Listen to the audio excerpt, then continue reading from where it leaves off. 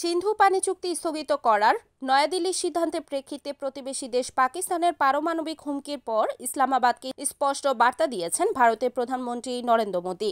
শুক্রবার 15 আগস্ট ভারতের ৭৯তম স্বাধীনতা দিবস উপলক্ষে লালকেল্লা থেকে দেয়া ভাষণে মোদী বলেছেন, ভারত পারমাণবিক ব্ল্যাকমেইল সহ্য করবে না।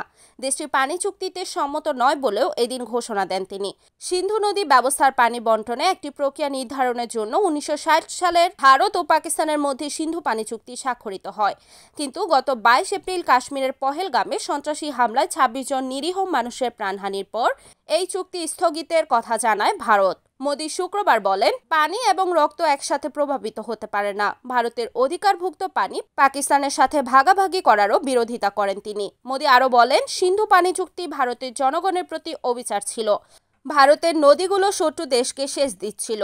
যখন আমাদের কৃষকরা পানি থেকে বঞ্চিত ছিল, এখন ভারতের পানি ভাগের উপর অধিকার কেবল ভারত এবং তার কৃষকদের।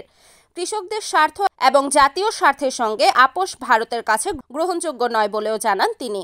সম্প্রতি পাকিস্তানের সেনাপ্রধান জেনারেল আসিম মুনিরের মিসাইল হামলার হুমকিরও প্রতিক্রিয়া জানিয়েছেন ভারতের প্রধানমন্ত্রী।